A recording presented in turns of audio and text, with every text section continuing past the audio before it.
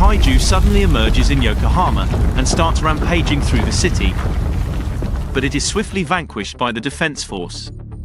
The people applaud them for saving the city, but the dirty work is yet to be taken care of. Later, the slain body is cleaned by the monster sweepers.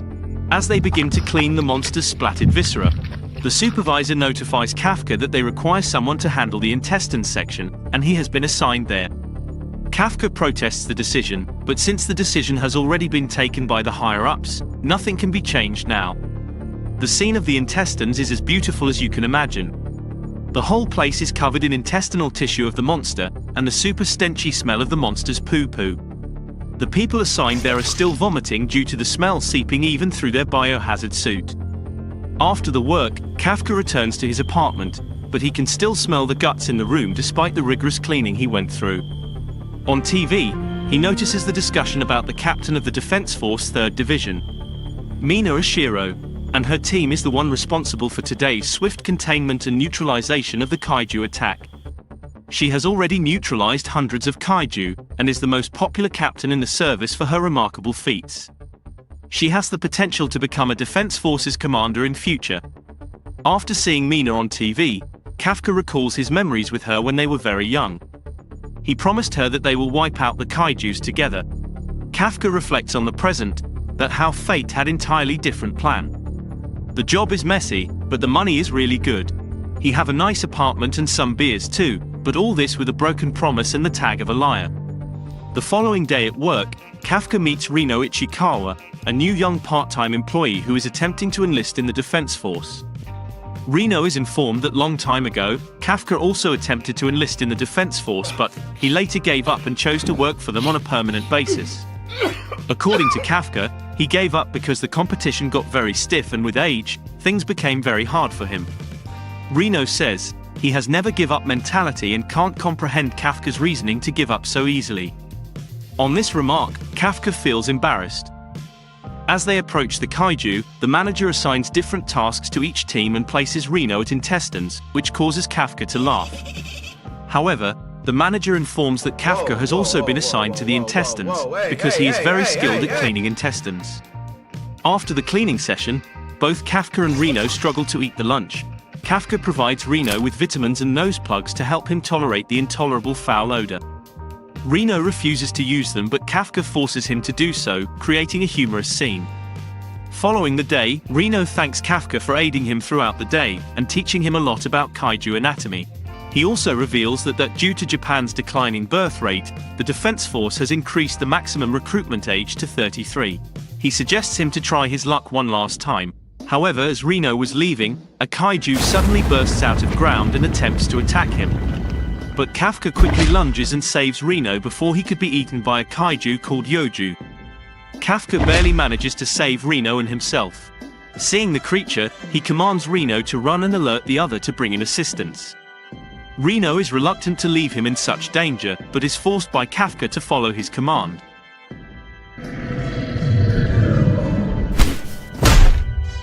Kafka is once more brought back to his early years with Mina, as they take the decision to enlist in the Defense Force to fight the kaijus. Kafka is snapped back to reality as the Yoju smashes him aside and prepares to devour him. But Rino returns in time and smashes the Yoju with a sign pole. Rino explains that he has already sent the alarm and Defense Forces will be arriving here soon. When asked by Kafka on why he returned to such a dangerous situation, Rino explains that he wouldn't be able to join the Defense Forces if he had fled and left Kafka to die here. But then, the Yoju is obliterated into smithereens. Rino and Kafka are left shocked. Mina and the 3rd Division have arrived. Mina glances at Kafka for a while, reigniting the lost feelings. She proceeds to command the unit to aid the wounded, while she and the rest of the unit search for more Yojis possibly present in the area. Later, Rino and Kafka are shifted to General Hospital. Rino thanks Kafka for saving him, and suggests that he should consider attempting the Defense Force test again, and should join them. Kafka cheers up and decides to consider his suggestion and accepts it.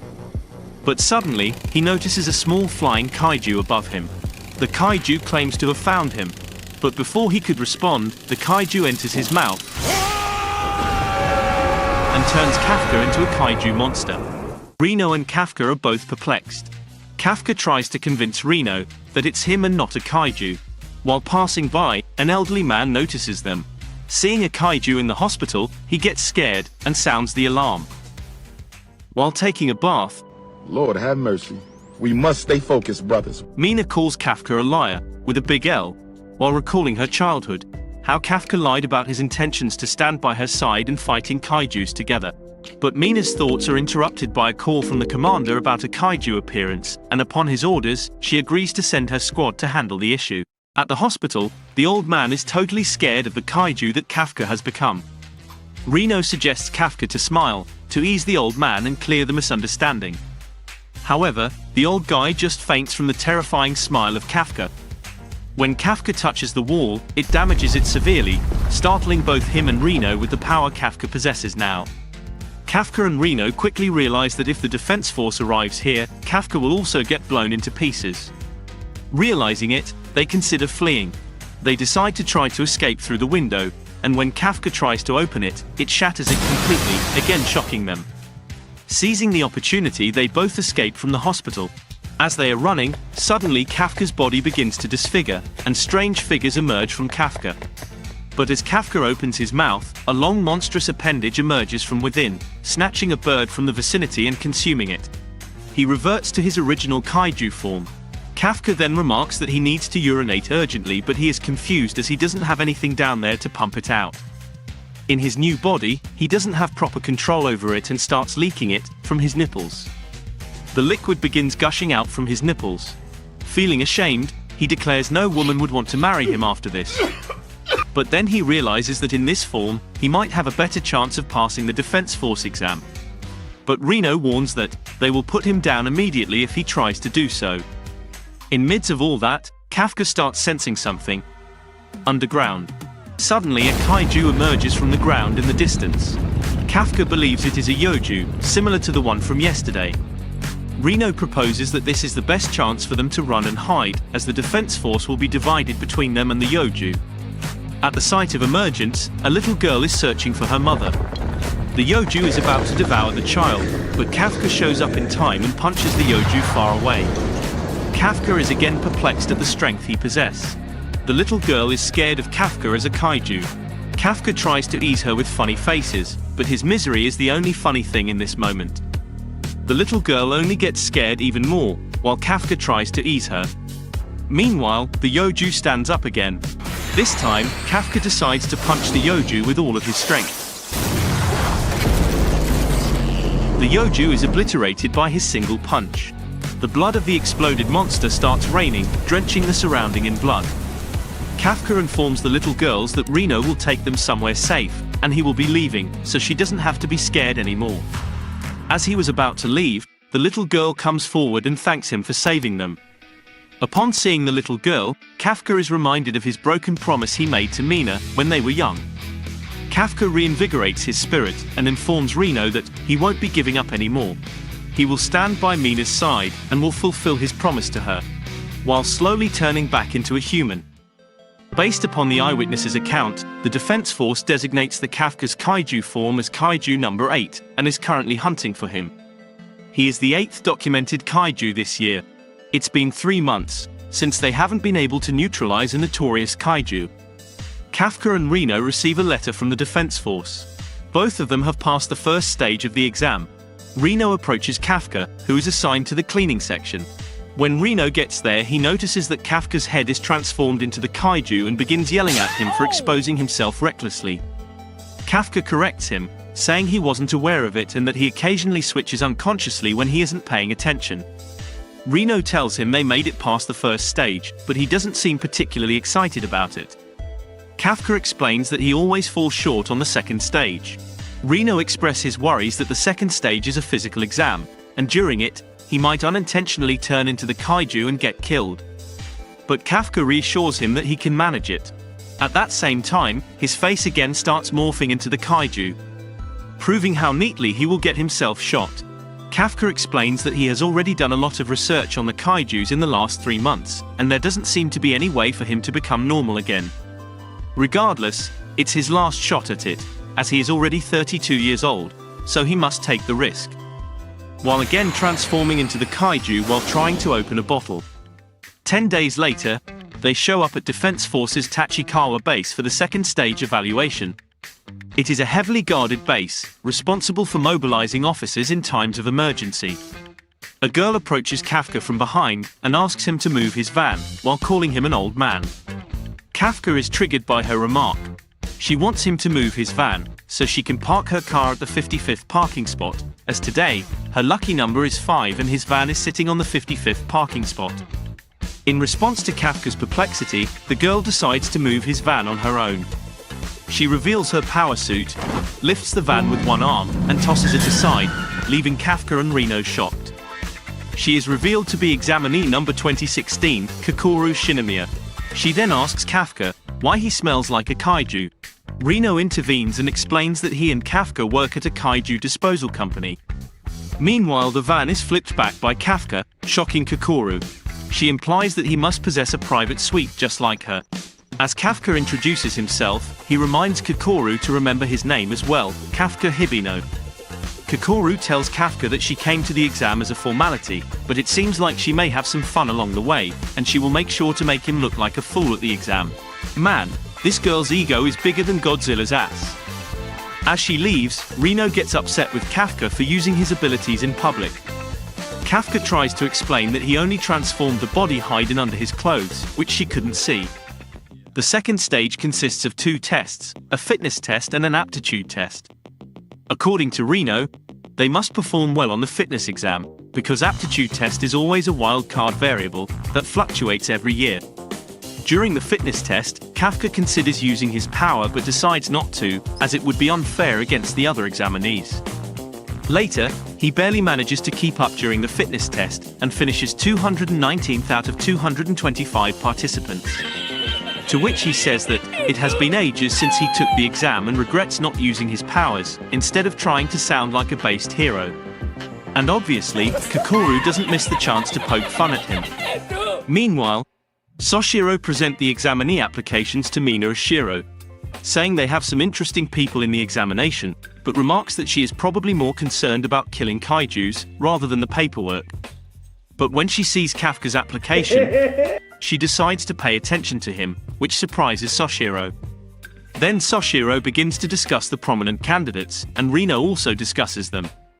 They talk about how well prepared the top 3 contenders are in the fitness test. Haruichi Izumo at 2nd place, Aharu Furuhashi at 3rd place, and Aoi Kaguragi at 1st place. Most of the contenders are from prominent neutralization universities and colleges in the country, and can be considered as elites, but Kokoro stands out as the best of them all. She is a well-recognized prodigy among the candidates as well. When Kokoro approaches Kafka again, Kafka is surprised that she is a big thing, but her butler promptly rebukes him for touching her. She laughs at him for acting like an idiot once again. The candidates then prepare for the aptitude test. Reno remarks that over the previous 2 years, the aptitude test involved disposing of kaiju bodies, which is organized as such to increase the understanding of other kaiju neutralization organizations among the candidates. This is also the reason why he joined Kafka's organization. Soshiro introduces himself as the head of screening commit and vice captain of the 3rd division.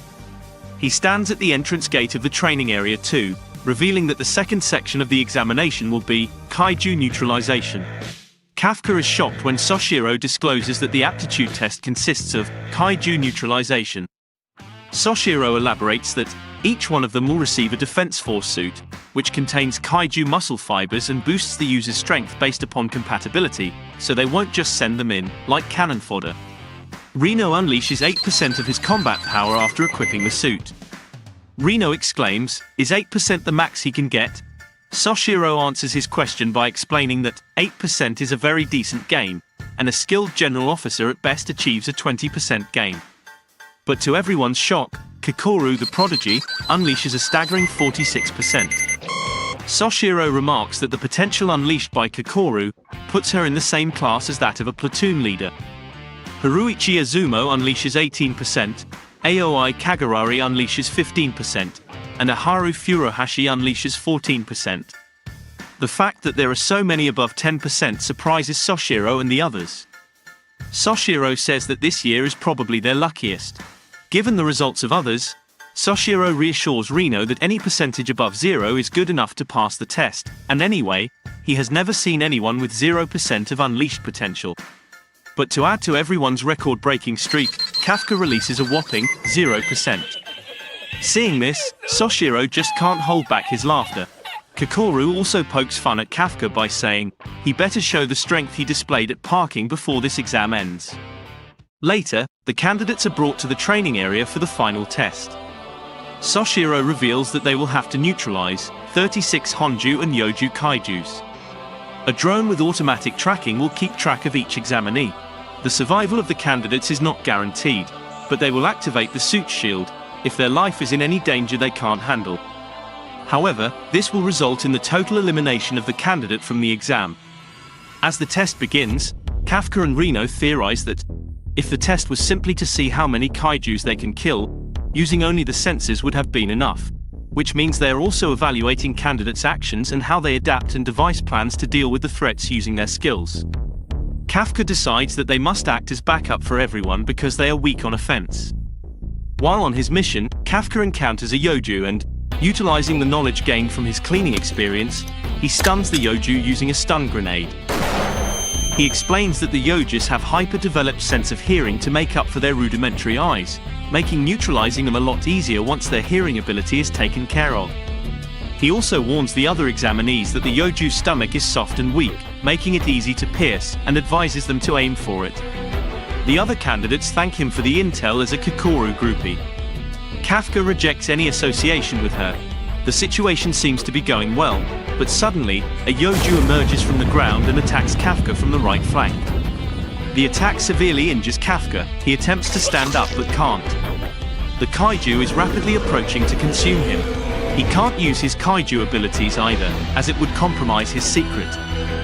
Soshiro orders the suit shield to be prepared for deployment. If the shield activates, he would be eliminated as per the rules, making him look like a loser and once again disappointing Mina.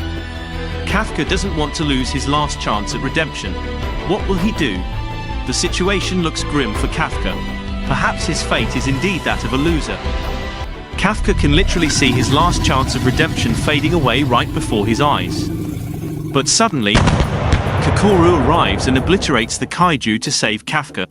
She mocks Kafka for his clumsiness and declares that no one will become a casualty under her watch, and she will be the one to finish this exam gloriously. Following this, Kokoru proceeds to slay the Kaijus right and left, leaving everyone else behind. Through the comms, Soshiro Hoshina advises Kafka to drop out, as his abnormal vital reading is suggesting multiple fractures within his body, but Kafka gets up and proclaims that he is done giving up and will not back down. Kafka asks Rino not to worry about him, and asks him to keep going forward without him. But Rino refuses to do so and assures him that he will support him no matter what. These two are going to be the best buddies for life. Accepting his support, Kafka mounts Rino's shoulders, and both march forward while shocking everyone and making Hoshina die of laughter. Kafka decides to go after Kokoru, or else she might finish the exam all by herself in a flash. Kokoru just annihilates every Yoju on her path, while going after the main Honju.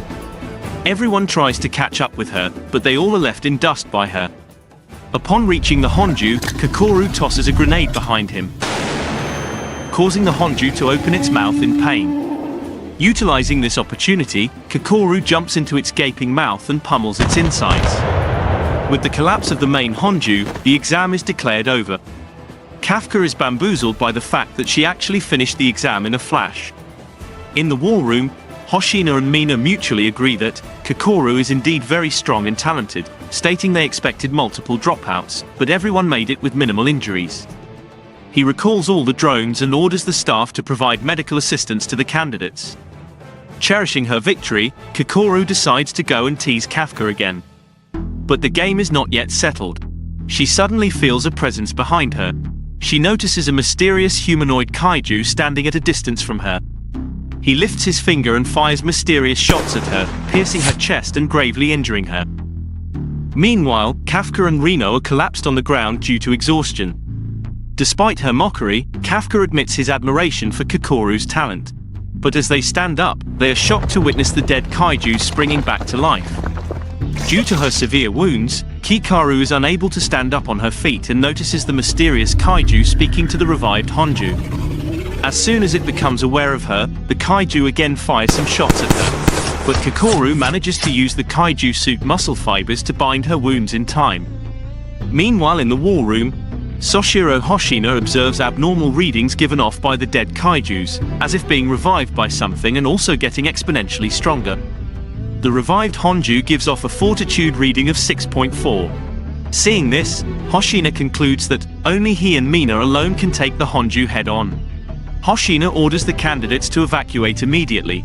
Kikoru is enraged when she hears this, since the Honju might kill innocent people if not dealt with right here now. She recalls her father, who expects nothing less than perfection from her. Invigored by her father's words, she stands up again with a broken arm to fight, but gets jumped on by the Honju and gets slapped away, smashing against a wall. Laying there, she suddenly gets a flashback of her past. Since her childhood, she always used to ace her exams like an absolute prodigy. But, whenever she told her father about her accomplishments, he always told her to keep aiming for sheer perfection and not get hung up on one-time success alone. For the sake of this country and for the sake of her mother, she must be perfect. Returning to the present, Kikoru reinvigorates herself with her father's advice, and delivers blow after blow to the Honju, but despite this, the Kaiju keeps spamming his new regeneration perk. The Honju again smacks Kikoru, breaking the bones in both of her arms. Kikoru lays defeated. Kikoru's hope starts fading away, and she apologizes to her father for failing him. The Honju begins to charge an attack with its regenerated uni-organs. The end of Kikoru seems imminent. Kikoru is ready to accept her fate. But suddenly, out of nowhere, Kafka appears in front of her, and compliments her for her remarkable performance. Kikoru is perplexed to see Kafka there. Kafka again thanks her for buying others time to evacuate, while transforming into his Kaiju form of Kaiju number 8, ready to send the Honju's ass back to the lobby.